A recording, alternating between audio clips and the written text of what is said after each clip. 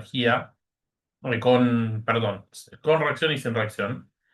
Eh, y esto la forma en que se los va a evaluar va a ser un solo ejercicio en los que vamos a tener algunos equipos en los que van a tener reacción química y otros equipos en los que no van a tener reacción química. Por ejemplo, si ustedes tienen un reactor en el que se produce una reacción y ese reactor intercambia calor con el medio, obviamente ahí va a haber van a tener que hacer un intercambio o no, ¿no? Digo, puede no intercambiar con el medio. Eh, Ahí van a tener que hacer un balance de energía con reacción química, porque la reacción química va a estar involucrada en este proceso. Y después, por ejemplo, en un intercambiador de calor, si tuvieran que, por ejemplo, le baja o le sube la temperatura a una corriente, van a tener que hacer también un balance de energía, pero en este caso sin reacción química. Y así con todos digamos, los equipos que lleven o no reacción química. Así que bueno, la primera parte, que es la que les voy a dar yo hoy, se supone que ya la vieron, deberían traer algún conocimiento, pero como eh, nos gusta partir, digamos, desde el mismo nivel todos, vamos a hacer un repaso general, así que les pido por favor hoy participación para poder, aunque sea, estar todos en la misma página, digamos, que es lo que van a necesitar para cuando empiecen los ejercicios que sean con reacción química. Bien, no les voy a dar mucha vuelta con esto, las fuentes de energía, los tipos. Sí, con los, con los tipos de sistemas. Recuerden que tenemos sistemas abiertos, sistemas cerrados y sistemas aislados. Eso lo, ya lo vieron en INTE 2. Después recuerden que las propiedades de las sustancias pueden ser extensivas, intensivas o específicas. Y las clases de energía que tenemos van a ser, en general, ¿no? Van a tener energía interna, que esta energía interna es dependiente o función de temperatura y volumen. La energía cinética, que depende de la masa y la velocidad. La energía potencial, que va a depender de la masa y de la altura y de la gravedad, obviamente. Y van a tener el calor. Bueno, para el calor nosotros vamos a adoptar un... Esto es súper importante, ¿no?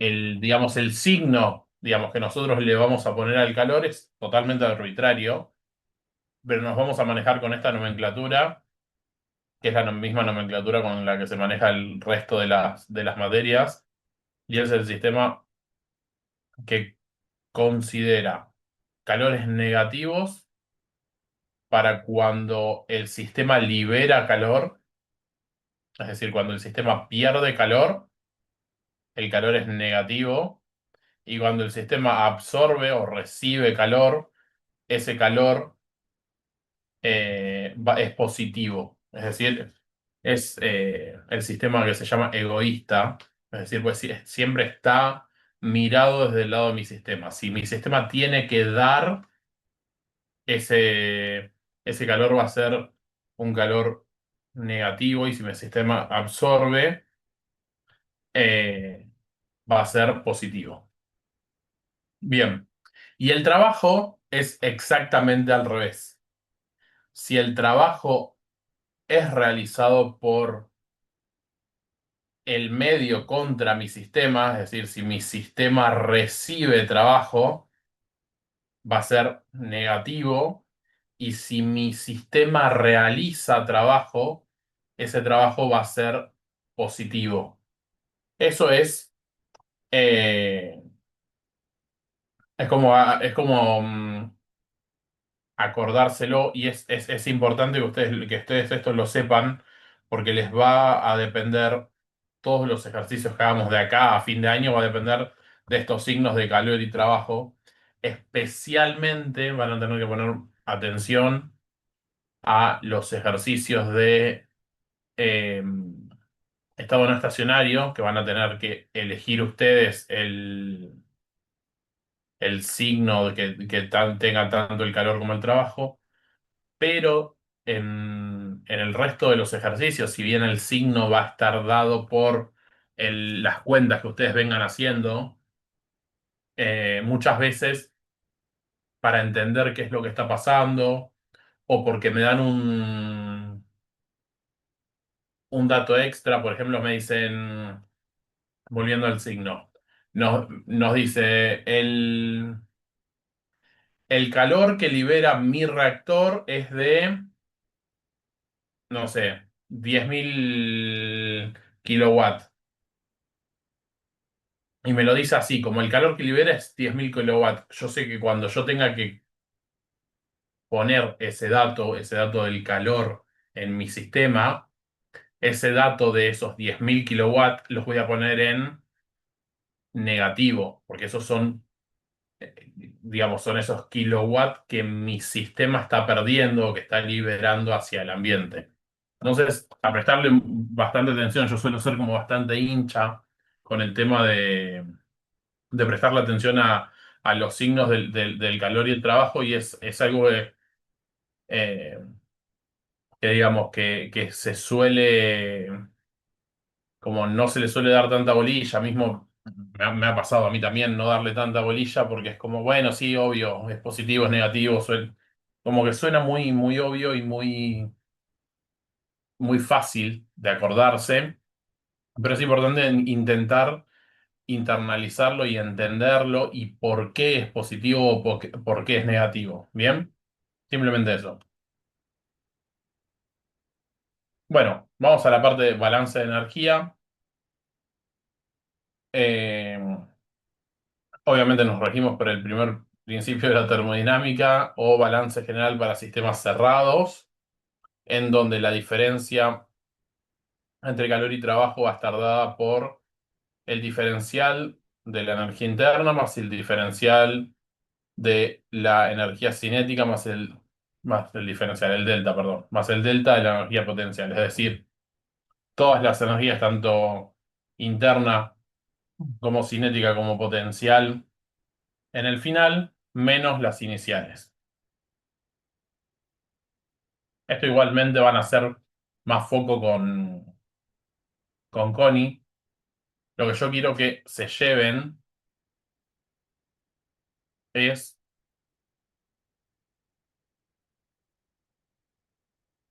me quedo en esta diapositiva. Yo quiero que se lleven bien esta parte, ¿no? Esta parte de decir, ok, ¿cómo calculo un delta H? ¿Bien? O lo importante que se lleven hoy es el uso de la tabla. ¿Ya usaron la famosa tabla de termodinámica? Sí, ¿Cursaron termo? es la tercera vez que la estoy cursando. Bien. O sea, la tabla la sabes usar. Debería, sí. Bien. ¿El resto? ¿Cursó termo? ¿Va a cursar o está cursando? Yo la estoy cursando. La tabla que dice es la de el vapor de agua. Sí, entre otras, es la que es así horrible. Las que son así, miren. Esperen, les voy a mostrar acá. Es esta. Me La, parece que no es la que se está acá. ¿Eh? La, la que está mostrando me parece que no es la que... Esta es La la, del es la Sengel que. tenemos nosotros. ¿Eh? La del Sengel. Va, solemos usar esa. Ajá. Claro, en termodinámica no se usan las ecuaciones ideales. Los CP y CB se consideran constantes. No, bueno, sí, sí, pero me refiero a las tablas de propiedades del agua. Claro, eso sí Sí, se usan. tenemos, Agua, tenemos la del... refrigerante. Ok, bien. ¿Pero la tienen en este formato horrible o les No. dieron algo nuevo? No, no, las que tenemos, se ordenan por presiones, por temperaturas y tenemos todos los valores. O sea, eso no Está sé bien. qué es. Pero digo, el formato así, tipo fotocopia, ¿es este el que tienen ustedes? Sí, Bien. Entonces es la misma tabla de siempre, de toda la vida. No digo, pues por ahí habían decidido cambiar, lo cual no sería muy lógico, pero por ahí habían decidido cambiar y no habían avisado y, y estábamos en problemas. Bien, la tabla de datos termodinámicos eh, tienen un estado de referencias y necesitas un estado de referencia. O sea, cuando uno busca una, una propiedad termodinámica, esa propiedad termodinámica está comparando la propiedad termodinamica que nosotros encontramos a en el estado que nosotros la queremos encontrar. Por ejemplo, no sé, decís, voy a buscar el CP del agua en X estado a 80 grados en, de la sustancia X, y eso siempre lo va a estar comparando contra un estado y una propiedad de ese estado de referencia. Por ejemplo, una temperatura de referencia puede ser 0 grados centígrados, 25 grados centígrados, 0 Kelvin, punto crítico, podría ser cualquiera. Normalmente las temperaturas de referencia suelen ser 25 grados centígrados, que es lo mismo que nosotros les vamos a dar acá cuando vean la parte de eh, balances de energía con reacción química, que Connie les va a mostrar que normalmente se suele poner como temperatura de referencia y como valores de referencia los 25 grados centígrados, pero la verdad es que podrían estar hechos para cualquier otro. Es decir, nosotros para sistemas abiertos, las corrientes de entrada y salida los vamos a calcular a partir de la variación que tenemos en la entalpía, o sea, la variación que hay en la entalpía entre esas dos corrientes. Es decir, vamos a hacer la entalpía de salida menos la entalpía de entrada. Entonces, para tener en cuenta eso, vamos a tener que leer los valores de CP que están tabulados y vamos a tener en cuenta para líquidos o sólidos. En la práctica lo que vamos a decir es que el CP es igual al CB y es constante, que es lo que me decían recién en cuanto a los valores de CP. Para gases ideales, como la presión se considera que tiende a cero, podemos decir que CP menos CB es igual a R. Y para el resto de los casos, o sea, para el resto de que no sean gases ideales, o mismo si queremos ir a buscar de un gas ideal y no queremos aproximarlo a eso, podemos decir que vamos a tener que usar ecuaciones viriales. Es decir, el CP va a ser un valor más otro valor que lo voy a multiplicar por la temperatura, más otro valor que lo voy a multiplicar por la temperatura al cuadrado, más otro valor que lo voy a multiplicar por la temperatura al cubo. Normalmente se suele usar hasta el segundo o tercer término y no vamos a usar estos valores, digamos, con temperaturas al cubo. Entonces, cuando nosotros tenemos la diferencia de entalpías, es decir, los delta H, van a ser la integral de CP diferencial T evaluada entre esas dos temperaturas, es decir, entre la temperatura de entrada y la temperatura de salida. Bien, por ejemplo, si nosotros queremos buscar en la tabla 1, en las de capacidades caloríficas de gases a presión nula, en las de gases ideales, ahí les va a decir que el Cp va a ser igual a A más B por T más C por T cuadrado más D por T cubo, con esa temperatura en Kelvin, y que ese Cp va a estar, les va a dar el resultado que les dé, va a ser en calorías sobre mol Kelvin. ¿Bien? Y por ejemplo, buscamos el del metano y nos da que ese A que vemos ahí es 4,75. El B, venga, dice B por 10 a la 2. Es decir, B por 10 a la 2 nos da 1,2. Quiere decir que B en realidad no es 1,2, sino es 1,2 por 10 a la menos 2. ¿Bien? Lo mismo con C, lo mismo con D. Después nos indica el intervalo de temperaturas en la que esto es válido, es decir, entre 273 y 1000 o 1500 Kelvin. Y después nos indica el error máximo y el error medio. Eso no hace falta que lo sepan ni que lo estudien. ¿Hasta acá me siguen? Sí, Sí. Bien. Bien. Perdón, una cosota, ¿esa tabla de recién es de campus o porque en campus virtual no la encuentro? No, no está en el campus. Perdón, en Medrano. Sí, es la que está en Medrano.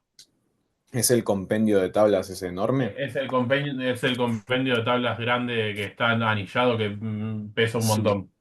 ¿Sabés qué Ah, página ok, es más o ok. menos? Porque a ver si ya lo marco. Eh, lo podemos buscar. A ver.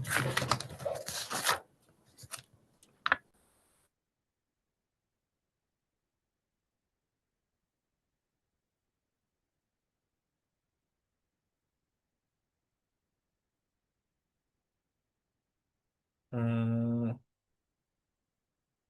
Ese que les mostré ahí es la página 28. El que les mostré primero. Este. Este que dice tabla 1. Página 28. 28 y 29. Y después el otro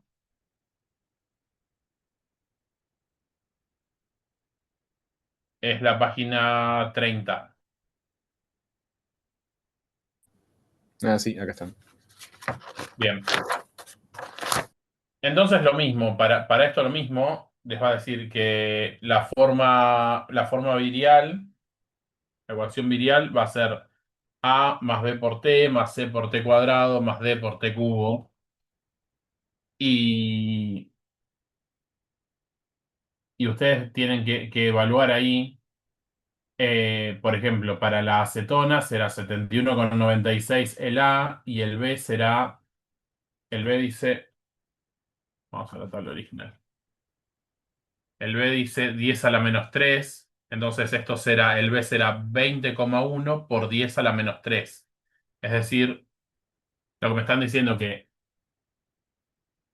20,1 es el valor que me queda de multiplicar por 10 a la 3. O sea, B por 10 a la 3 es 20,1.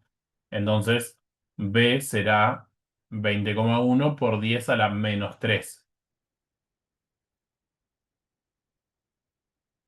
De hecho, es la notita que aparece ahí. Si se fijan, B 10 a la 3 significa que el valor B se debe multiplicar por 10 a la menos 3. Por ejemplo, 20,1 por 10 a la menos 3 para la acetona. Bien.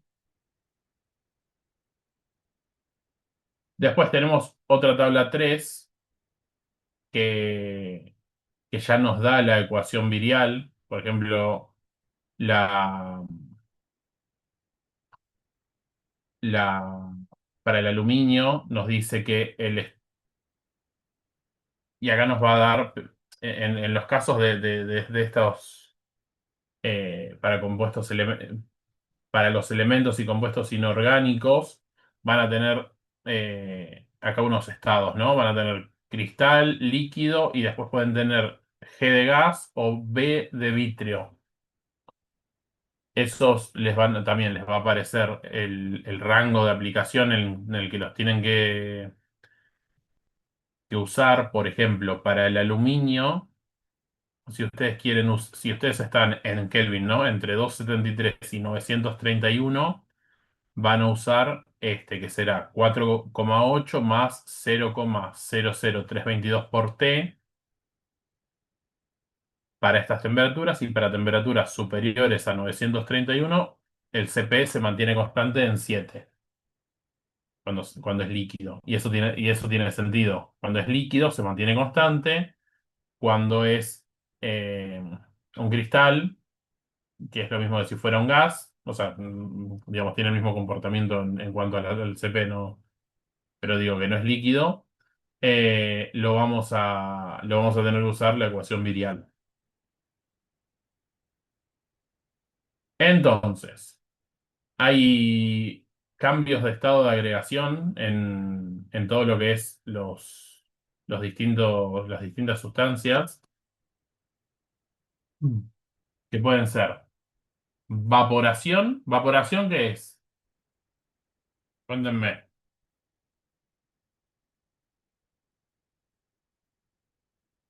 Pasar de líquido a gas o a vapor.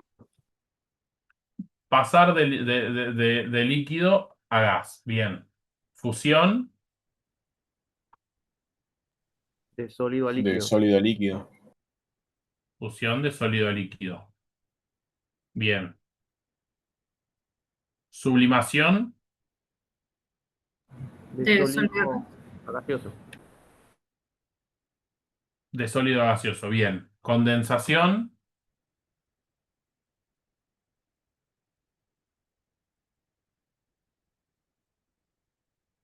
De gas a líquido. líquido. Condensación de gaseoso a líquido. Solidificación Líquido a sólido. de líquido a sólido. Y sublimación inversa. Bueno, es la inversa de la sublimación. Es pasar de estado líquido perdón, de estado gaseoso a estado sólido, directamente sin pasar por líquido en el medio. Ejemplo de sublimación. El La hielo naftalina en un placar. Bien. Y nombraron otro que también está bueno, el hielo. seco. El hielo seco. Bien. Cualquiera de las dos. Bueno, el hielo seco quizás se ve más rápido, la naftalina quizás es más cotidiano de, o se puede ver más cotidiano. Entonces, vos tenés la naftalina ahí, entonces sabes que en algún momento la naftalina se va a desaparecer, por decirlo de alguna forma, y es porque pasó del estado sólido, que es el estado inicial, al estado gaseoso. Bien. Después tenemos las tablas de vapor de agua, ¿no? Que tenemos, digamos, en la primer columna vamos a tener la temperatura, tanto en grados centígrados como en Kelvin. En la segunda, la presión en kilopascales. En lo que Connie marcó como columna 3, van a tener la entalpía de líquido saturado a la izquierda, de vapor saturado a la derecha. Y en el medio van a tener lo que se llama el lambda de vaporización, que es lo que me cuesta a mí pasarlo de líquido a gaseoso, es decir, a temperatura de ebullición. Por ejemplo, si fuera el agua a una atmósfera a 100 grados, ¿cuánto me cuesta pasar de el agua a 100 grados al vapor a 100 grados? Eso es el lambda de vaporización. ¿Bien?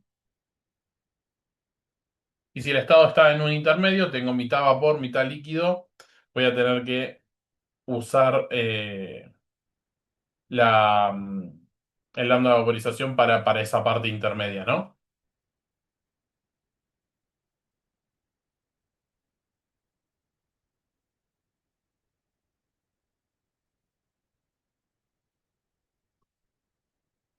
Los lambda o calores de fusión y de vaporización también pueden ser para sustancias que no sean el agua. En ese caso vamos a tener la tabla en la página 75 que nos va a dar los distintos calores de fusión y vaporización de estos elementos, puede ser aluminio, un montón. Fíjense que están agrupados, por ejemplo, aluminio y todos los que tienen que ver con el aluminio, antimonio y todos los que tienen que ver con el antimonio. Digo, no es como súper amigable la tabla, pero bueno, es la forma que hay de buscarlo, ¿no? Ejemplo, esto es la parte que todos estábamos esperando. Una corriente de vapor de metanol a 427 grados centígrados pasa a través de una caldera en la que se enfría, suponer que no condensa, generando vapor de agua saturado a 482,5 kilopascales. La alimentación de agua en la caldera entra a 21 y la relación molar de agua metanol es 1:3. Lo que me están diciendo acá básicamente eh, que vamos a tener una caldera en la que tenemos agua que entra a 21 y por el otro lado vapor de metanol que entra a 427 grados. Lo que voy a tener es que esa corriente de metanol se me va a enfriar, pero no va a condensar, es decir, se va a mantener como vapor. Y el agua de la caldera se me va a generar como vapor saturado a esa presión de 482,5 kilopascales. ¿Bien? Déjenme hacer una cuenta.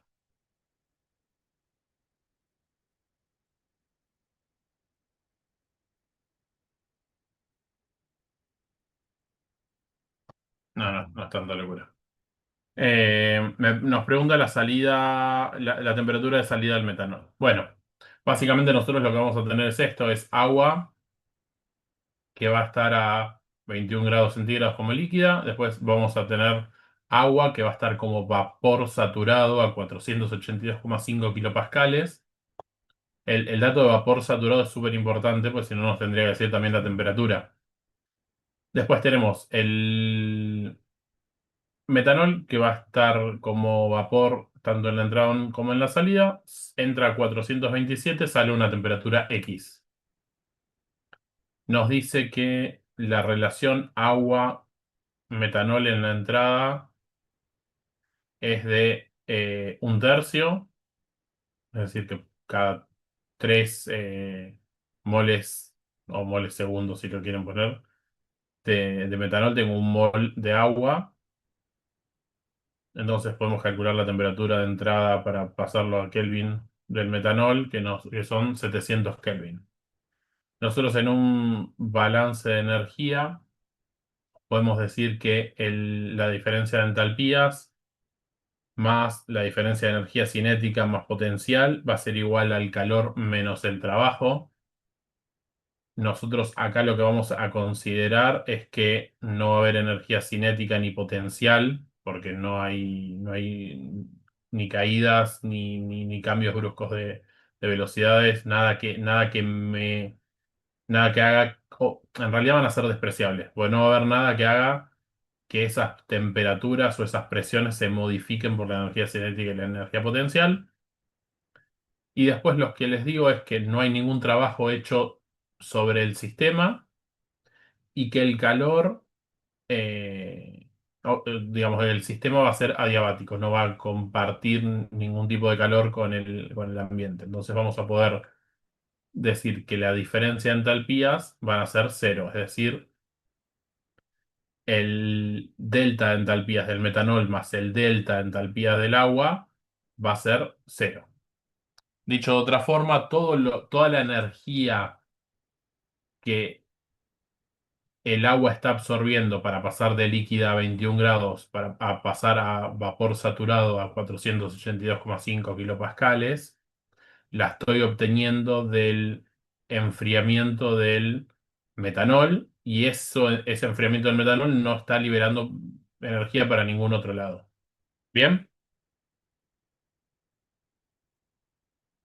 Tenemos la forma de calcular esto. Dijimos el delta H o el delta de entalpía del metanol va a ser el número de moles o el caudal molar, mejor dicho, de metanol por la por el CP diferencial T evaluado entre la temperatura de entrada, que eran 700 Kelvin, y la temperatura de salida, que no la sabemos.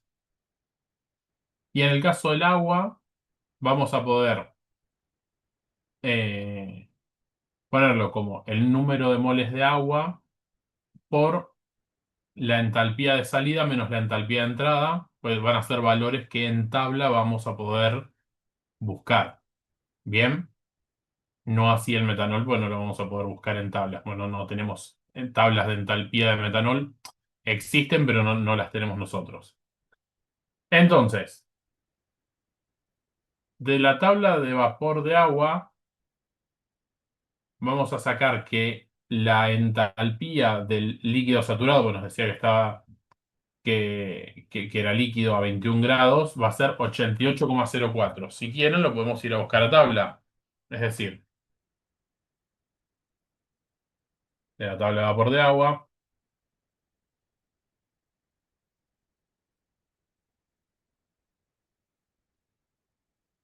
a 21 grados, que es esto de acá, podemos decir que la energía interna o la entalpía para el líquido saturado va a ser 88,04. Ok, una vez que tengo esto, digo, ok, esto está bien, 88,04. Y la de salida va a ser la de vapor saturado a 482,5 kilopascales. Bueno, en vez de ir por la temperatura, voy a ir por la presión y voy a bajar hasta donde diga 482,5. Voy. Y estoy como acá en el medio, ¿no? Perdón, profe, ¿estás mostrando otra cosa? Porque nosotros estamos viendo el PowerPoint aún. Ah, vamos a ver. Vamos a ver cómo lo podemos solucionar. Supone que yo les estoy mostrando toda la pantalla. Yo les estoy mostrando la tabla de vapor. Sí. Ahora sí. Ah, bien. Bueno, espera. ¿Y ahora ven el PowerPoint? Sí. Sí, sí. Ok. Bueno, bien. Entonces dijimos, y ahora ven de nuevo la tabla de vapor. Sí. Ok. Entonces, cuando ustedes tienen que ir en kilopascales a 482 kilopascales, lo que van a hacer, básicamente, tienen como dos opciones, ¿no? Pueden empezar a iterar y buscar acá en el medio. O sea, en realidad tienen una formulita para ir acá en el medio. Digo, 482,5. O pueden agarrar el valor inmediato inferior o superior o el que les quede más cerca.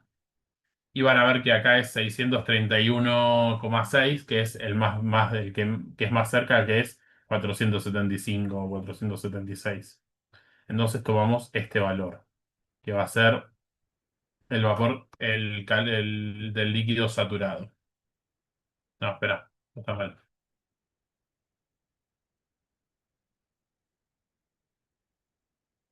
631,6.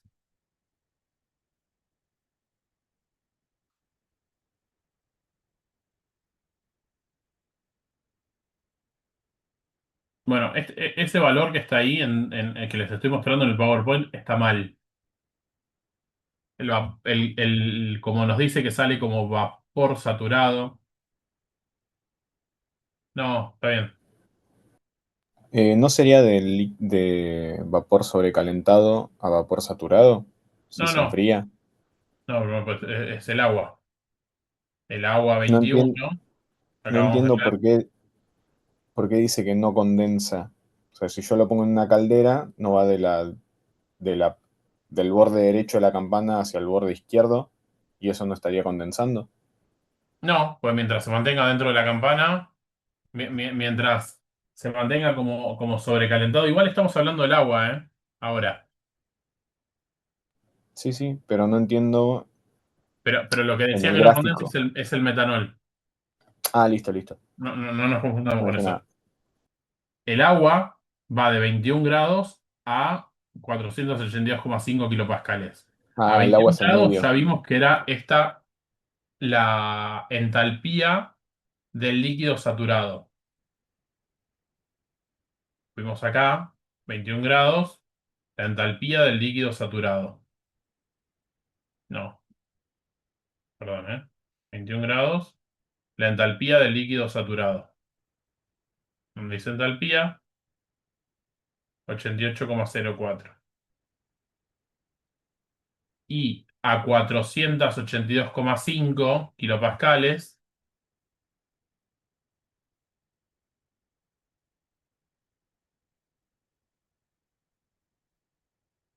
estoy intentando ver qué hizo 408. Bueno, lo que debería haber eh, evaluado es la entalpía del vapor saturado, porque dice que sale como vapor saturado. Si se fijan en el generando vapor saturado, vapor de agua saturado, entonces este valor que está acá, márquenlo como que está mal en las diapositivas. ¿Por qué? Porque si yo tengo en kilopascales 482,5, que ponerle que tomamos el inmediato inferior, 476, y nos vamos hasta la tabla de entalpías, tenemos que entrar a estas, que son las entalpías del eh, vapor saturado, y no sería 632,1, que es la del líquido, sino 2745,4. ¿Bien? O sea, este valor está mal. Pero a fines prácticos, lo consideremos que la cuenta está bien hecha y listo. Pero sí, sí debería haber sido el otro valor. ¿Bien? Bien. Sí. Y de la tabla. Ahí, yo cualquier cosa. Ahí está. Y de la tabla que tengo, de la tabla 3 que habíamos mostrado antes, tengo que el CP del metanol va a ser 42,93 más 8,301 por 10 a la menos 2 por T. ¿Bien? Tengan en cuenta que las unidades, uno está en kilojoule sobre kilogramo y otro en joule sobre mol Kelvin. ¿Bien? El Kelvin no me preocupa porque es cuando haga la integral se me va a salir, pero sí tengan en cuenta que o sea, una parte de esto me va a quedar en kilojoule sobre kilogramos y otro en joule sobre mol. ¿Bien? Entonces, vamos a tener para la parte del metanol, vamos a tener que son 3 mol segundo por la integral entre 700 Kelvin y la temperatura de salida de la virial que vimos recién, diferencial T. Para el lado del agua voy a tener que es 1 mol por segundo por el número que vimos recién. Ah, acá está bien el número, 2745,97.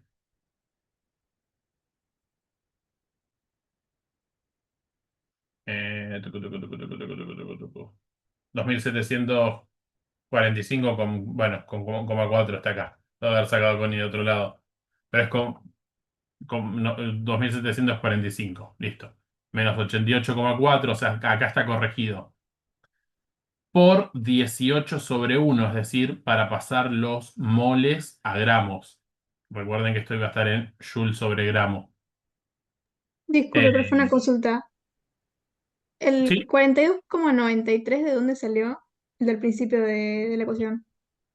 esto es de la virial. Cuando vas a buscar a la virial, sí, si me siguen acá las tablas, podemos buscar la virial del metanol en algún lado, ¿no? Bla. No, esto no.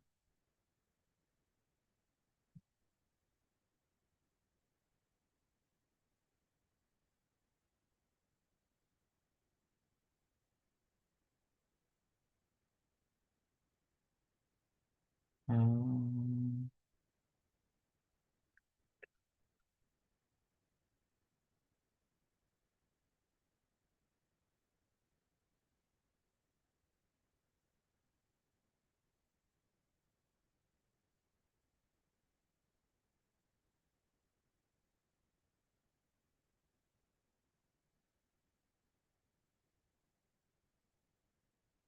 Alcohol metílico.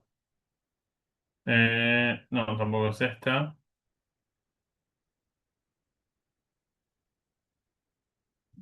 Que podría haber sido. Número, no, 42,93.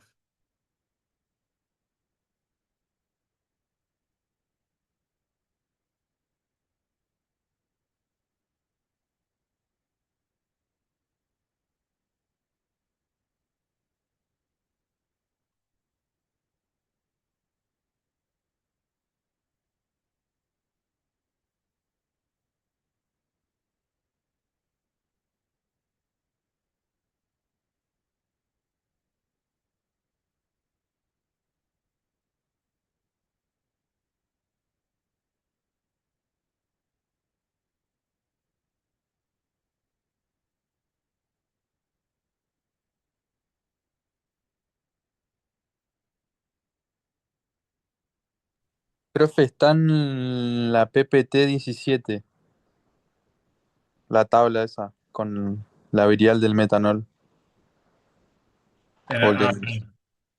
O, o es del metano, ¿no?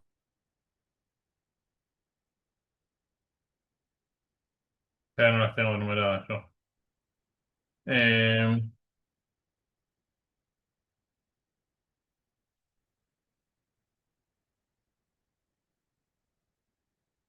¿Dónde? Propano, butano, etileno, propileno, butanol, butano. No, esta es del metano. Si te referís a esta que estoy mostrando ahora. Sí, sí, era esa, me equivoqué de compuesto. Bueno, ahora después se las busco y les digo bien dónde está. En realidad, vieron que yo encontré otra. Podría haber usado la otra. La única diferencia de si usas una o la otra es cuando tenés un delta no hay problema. El tema no es no usar. O sea, si yo quiero usar esto, 42,93 más 8,31, o quiero usar la otra, no puedo sacar un estado con una y otro estado con otra. Tengo que usar para toda la virial lo mismo. ¿Bien? Ok, ok, gracias. ¿Eh? Ok, ok. Después lo buscaré, si no. Ahí después si lo busco, te, te les paso dónde lo saco. Ok, ok, gracias. Bien, entonces, tenemos la integral de esto, que básicamente es 42,93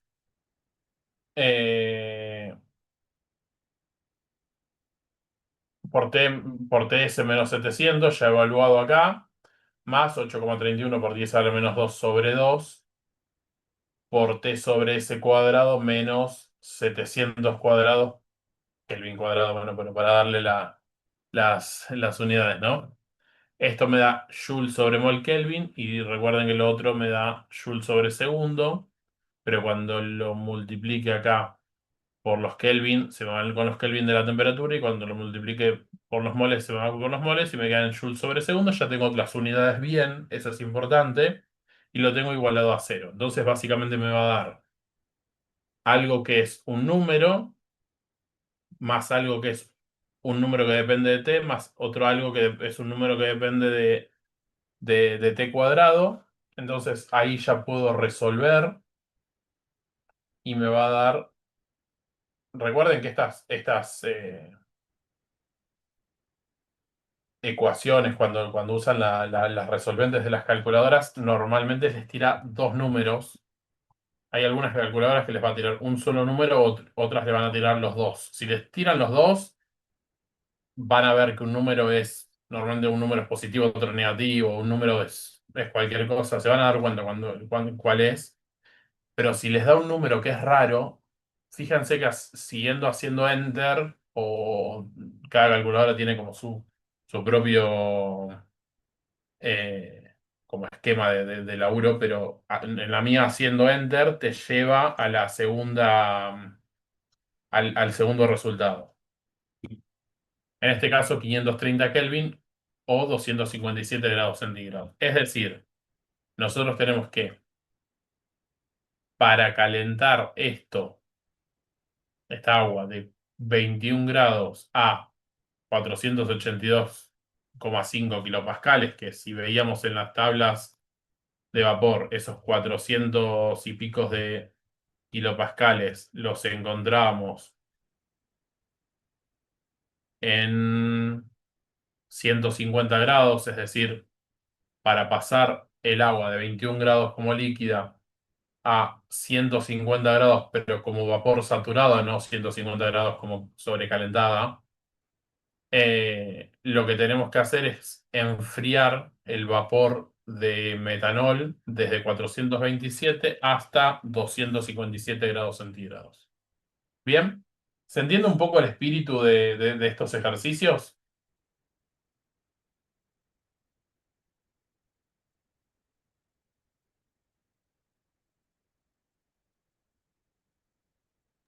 Sí. Sí, sí. Bien, buenísimo. Este es un ejercicio de la serie 4 y nos dice: a la salida de un horno se obtienen 500 metros cúbicos de gases de combustión a una atmósfera y 600 grados por cada kilo de combustible.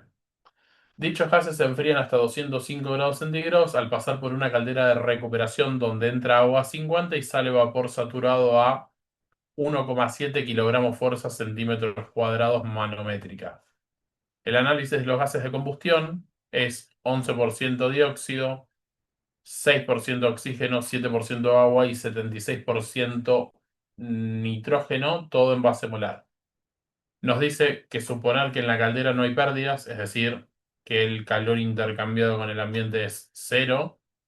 Nos pide calcular las calorías recuperadas por enfriamiento del gas, referidas a un kilo de combustible.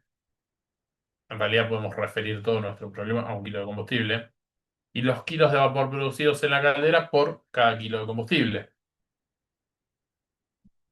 Es decir, lo que nos dice básicamente es que si entra un kilo de combustible, se van a obtener todas estas cosas que nos dice ahí. Entonces, tenemos esto. Tenemos la entrada de agua a 50 grados centígrados. Y la salida de agua nos va a dar vapor saturado a esta presión horrible. Nos dice también que entra los gases de combustión, son 500 metros cúbicos y una atmósfera a 600 grados centígrados y que salen a 205 grados centígrados. Bien. Entonces, nosotros acá vamos a tener básicamente que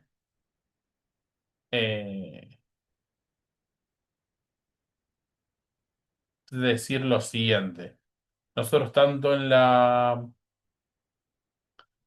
entrada como en la salida, las que están tanto como E como S, nosotros tenemos estas composiciones, que es un gas de combustión, y nos dice que ese gas de combustión se enfría para dar vapor saturado. Es decir, en esta caldera lo que vamos a hacer es, hay agua, pasa por otro caño, no necesariamente teniendo en contacto, o sea, no teniendo contacto, mejor dicho, los gases con el agua, sino imagínense como si fuera un intercambiador de calor. y va a intercambiar calor entre estos gases que están súper calientes y el agua que está fría o que está a 50 grados y la quiero pasar a vapor. Entonces, básicamente lo que tengo es, digamos, una parte de mi sistema que la voy a considerar el proceso y otra parte de mi sistema que la voy a considerar el servicio, ¿no? Y en esto, por ejemplo, puedo considerar que la entrada y la salida es mi proceso, entonces voy a decir que el calor de mi proceso, por todas las consideraciones que tuvimos en el ejercicio anterior, va a ser igual al delta H de mi proceso, que va a ser igual al número de moles, perdón, por el Cp diferencial T, que va a tener un valor X, que ahora lo sabremos, y mi servicio, que va a ser agua, voy a saber el delta H de ese servicio. ¿Por qué? Porque va a ser menos el delta H del proceso. ¿Por qué va a ser menos el delta H del proceso? Porque en realidad yo voy a tener que delta H... Esto es horrible. Em, delta H del servicio o del proceso, es lo mismo, más delta H del proceso va a estar igualado a cero. No voy a tener trabajo ni pérdidas a la atmósfera. Entonces esto va a estar igualado a cero. O sea, va a estar igualado al calor, que va a estar igualado a cero. Al estar igualado a cero, cuando yo paso uno para el otro lado, me queda que delta H del servicio es igual a menos el delta H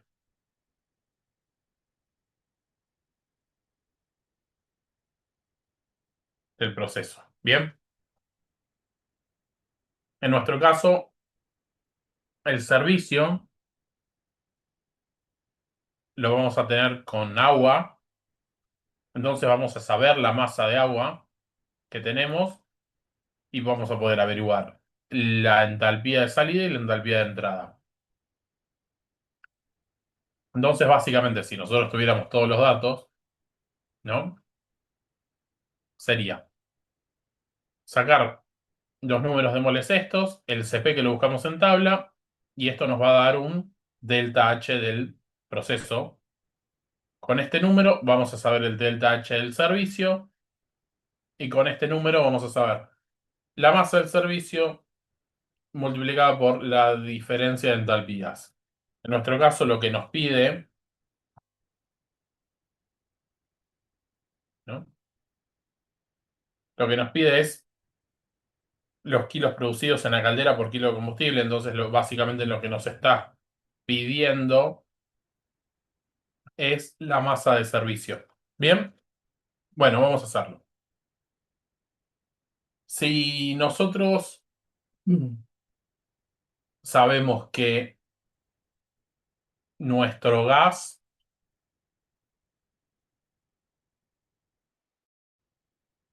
está compuesto un 11% por dióxido de carbono, un 6% por oxígeno, un 7% por agua y un 76% por nitrógeno, podemos sacar lo que se dice un Cp medio o un Cp promedio de ese gas, que es una mezcla de gases.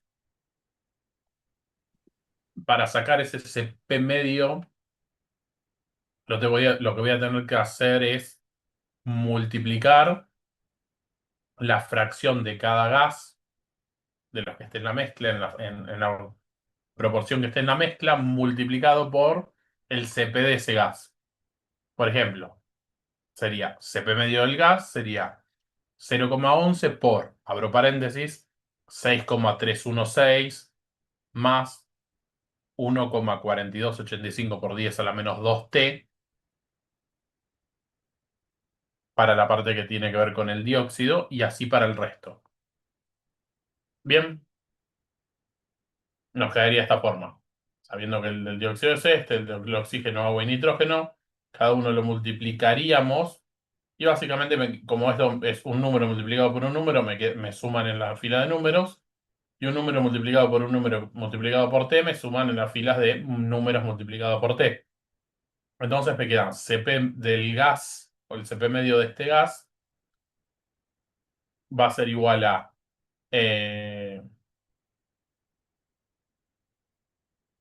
6,8451 más 0,15 por 10 a la menos 2 por T. Y esto es válido para esta mezcla de estos gases en estas proporciones.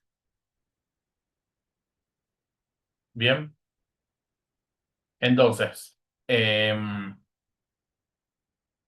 dijimos que el delta de entalpías del proceso va a ser igual a los números de moles multiplicado por el Cp por el diferencial de temperatura. No sabemos el número de moles, pero sí tenemos datos de presión y temperatura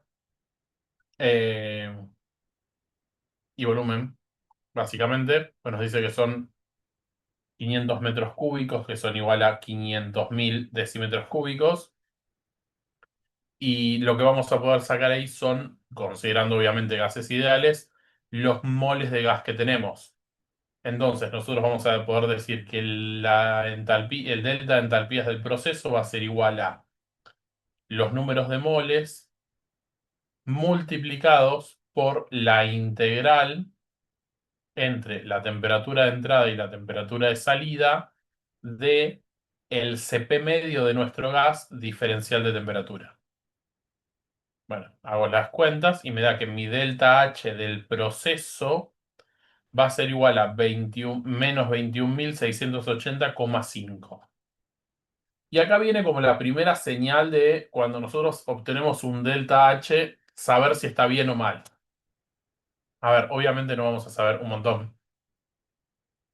Pero básicamente, si o sea, si mi sistema se está enfriando, como es el caso, que va de 873 a 478, los delta H son negativos. Si mi sistema se está calentando, los delta H son positivos.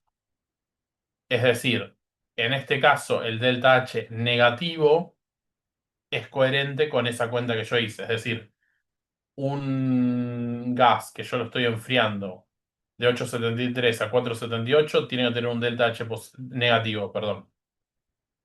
¿Me dio negativo? Sí. Después yo no estoy en condiciones, o sea, nadie está en condiciones en realidad de saber si ese delta H va a ser menos 21.680 o si va a ser menos 15.000 o menos 72.000 o menos 4.000. Bien. Pero ya con que ustedes, si les da positivo, digan, che, acá hay algo mal y lo vuelvan a hacer, ya se están llevando una súper herramienta hoy. O sea, es súper importante. Yo lo voy a recalcar nuevamente. Bueno, cuando nos veamos, ¿no? Pero cuando, seguramente en la parte de no estacionario, que es como súper súper importante esto. Saber si un delta H, perdón, no estacionario no. Lo va a estar recalcando Connie, yo no creo que llegue para darles esa parte. Cuando vean la parte de energía, es decir, cuando ustedes tengan que enfriar o calentar corrientes, ya lo van a saber después por qué. Van a tener que saber si los delta H que ustedes están calculando están bien o mal, depende. Si lo enfrío y me da negativo, está perfecto. Si lo caliento y me da positivo, está perfecto. Si me da algo al revés de lo que yo dije, está mal. Bien.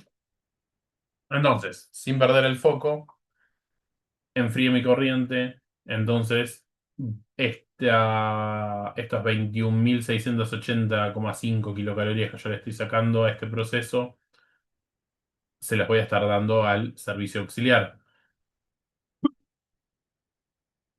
Esperen que tomo agua.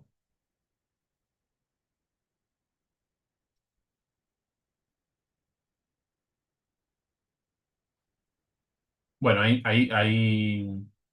acá nos explica que si no se resuelve por CP medio, lo que se suele hacer es resolver, digamos, hacer todas las cuentas, es decir, hacer el número de moles de dióxido por el Cp del dióxido entre los límites de integración más el número de moles del oxígeno por el CP del oxígeno, más el número de moles del agua por el CP del agua, más el número de moles del nitrógeno por el CP del nitrógeno.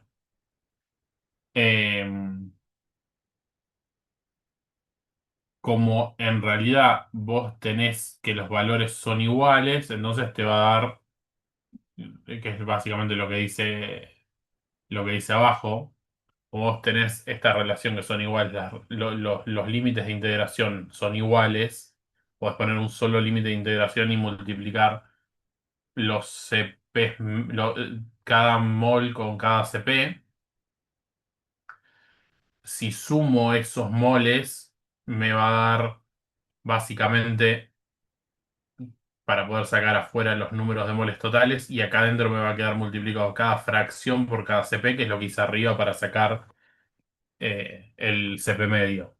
O sea, básicamente hacer esto, lo que yo quiero que se lleven es que hacer esto o hacer esto es exactamente lo mismo.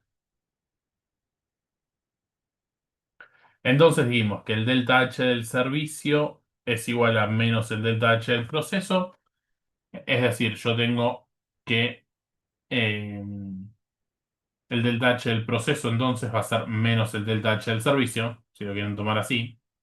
Entonces, el delta H del proceso que yo tenía, que eran menos 21.680,5, va a ser igual a menos la masa del servicio por la diferencia de entalpías. Si ustedes van a la tabla para la entrada, tenemos que son 209,3 kilojoules sobre kilogramo y para la salida que son 2719,9 kilojoules sobre kilogramo. Hacen la cuenta, recuerden que están en algún momento tienen ahí kilocalorías y kilojoules. Ojo, no se vayan a confundir porque tienen en kilocalorías el delta H del proceso y esto lo tienen en kilojoules. Para eso pasen las calorías a joules o los joules a calorías. Da igual cuál pasen a cuál. Eh, y entonces acá les van a quedar básicamente que la masa del servicio van a ser 36,13 kilogramos. Bien. Esta relación entre kilocalorías y kilojoules, o entre joules y calorías, acuérdensela siempre, porque es como súper importante de acá a que termine la cursada. Bien, y vamos a ver un ejemplo más. El ejemplo es el de agua de servicio. Nos dicen que una cierta cantidad de agua eh, que esté inicialmente a 20 grados centígrados se vaporiza hasta una temperatura de 120 grados centígrados a P constante de una atmósfera. Nos pide calcular el calor total transferido. Em, ¿Qué piensan que tenemos que hacer acá?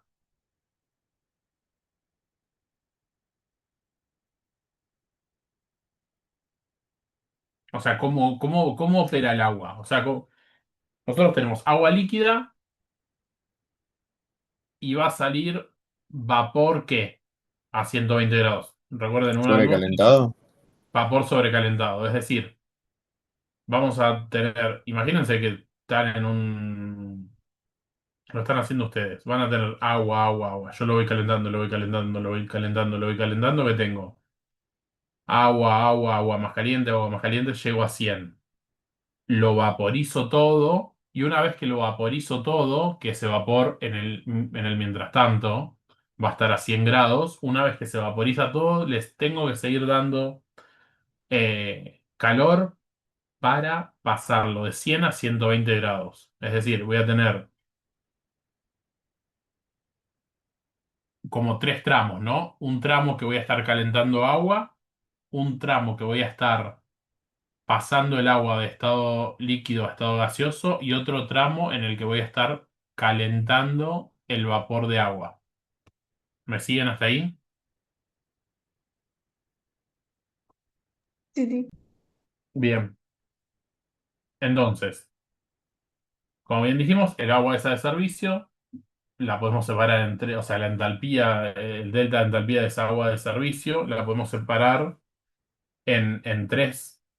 El primero es para llevar el agua de 20 a 100, el segundo es para vaporizarla y el tercero es para pasar esa agua de 100 a 120 grados centígrados. Bien, entonces nosotros tendríamos que el delta de entalpía del agua de 20 a 100 grados centígrados, ¿cómo lo pasarían? Bueno, lo tienen que pasar como la masa de agua que tengo por el CP del agua líquida a la temperatura, el CP del agua líquida, perdón, que va a depender de la temperatura, por el diferencial de temperatura. Como nosotros dijimos que los CPs y los CVs de los líquidos no dependen de la temperatura o son constantes, o son muy, no son literalmente así como constantes, pero los podemos considerar constantes, podemos decir que la entalpía de esa parte va a ser igual a la masa por el CP del líquido. A mí siempre me gusta agregar, y me gustaría que ustedes se tomen la sana costumbre de agregar el estado de agregación, valga la redundancia, el CP del agua líquida por la diferencia de temperatura. El delta de temperatura sería en este caso 100 menos 20. Luego, para la parte en la que paso de agua líquida a 100 a agua vapor o vapor de agua a 100, a 100, voy a tener que multiplicar la masa por el delta de entalpía de vaporización o el lambda de vaporización.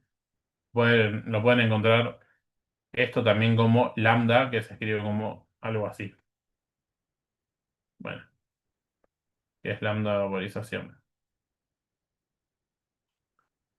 Bien, entonces ese lambda de vaporización, que lo van a encontrar en tabla, lo van a encontrar uno por presión que tengan.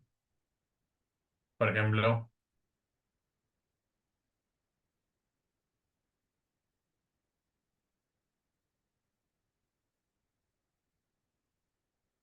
esperen que no estoy pudiendo. Ahí está. Lo que tienen que hacer es ir a una atmósfera, que es esto, y van a la parte de entalpía de vaporización, y lo van a tener acá como 2256,9, que son, lo que pasa, está en unidades, si se fijan acá, las unidades de la entalpía está en kilojoules sobre kilogramo, que son unidades raras, pero eh, digamos, se encuentran en tablas.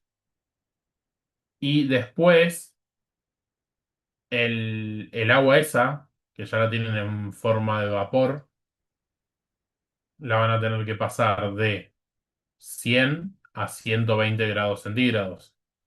Es decir, lo que vamos a hacer va a ser la masa por la integral del CP del vapor, diferencial T, que yo añadiría algo. En el caso del vapor de agua, se mantiene muy constante en temperaturas cercanas a 100 grados. Entonces acá podríamos hacer la masa por el CP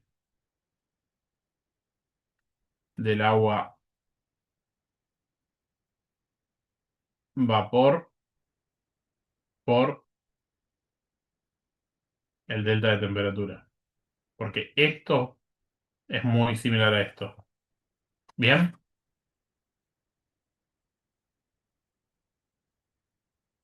No van a tener, o sea, no va a haber casi diferencias en el CP del vapor a esas temperaturas.